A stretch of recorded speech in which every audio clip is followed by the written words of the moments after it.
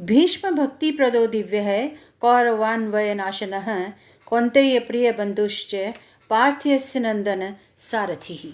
जय श्री कृष्ण मेरे परमात्मीय जनों, कृष्ण आस्था प्रमिला चैनल पर आपका हार्दिक स्वागत करती हूँ। और आज हम बात करते हैं देव दीपावली और पूर्णिमा व्रत के ऊपर। तो पूर्णिमा व्रत, इसको त्रिपुर पूर्णिमा व्रत भी कहते हैं और त्रिपुर पूर्णिमा भी कहते हैं। इस दिन महादेव जी से त्रिपुरासुर नामक राक्षस का युद्ध हुआ था और उस युद्ध में उन्होंने राक्षस का संहार किया था। इसीलिए इस दिन को त्रिपुरारी पूर्णिमा भी कहते हैं तथा देव दीपावली भी कहते हैं।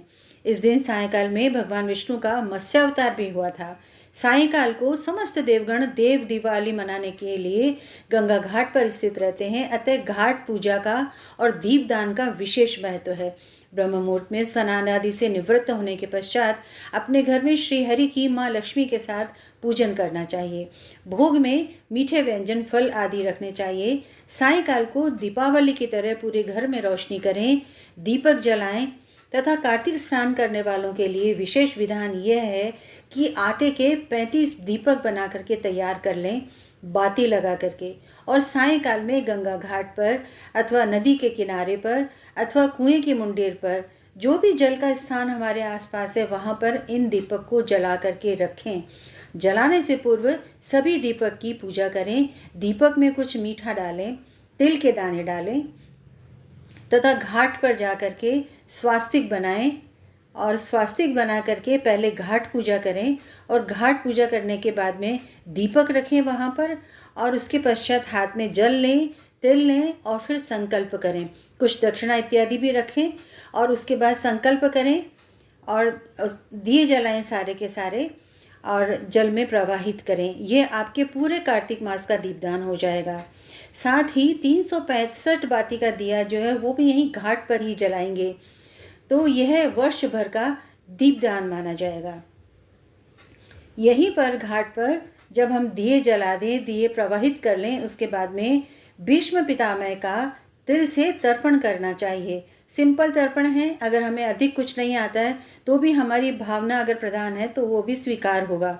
तो हाथ में तिल ले लें, जल ले लें और उसके बाद में भीष्म पितामह का नाम लेकर के कि आपके नाम से हमने भीष्म पंचक व्रत जो किया है आप उसको स्वीकार करिए और हमें आशीर्वाद दीजिए।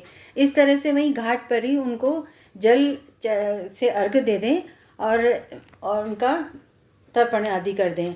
उसके पश्चात में घर आएँ और घर आकर के चंद्र दर्शन करें और चंद्र दर्शन करने के पश्चात मीठा दूध अथवा खीर आदि का भोग लगाएं जो हम शाम को ही तैयार कर लेंगे।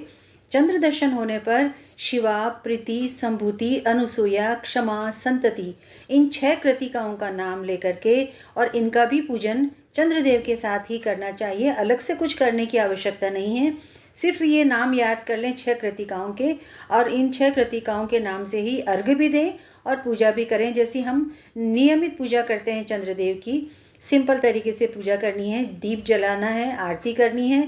इस प्रकार कार्तिक स्नान हमारा संपूर्ण होता है।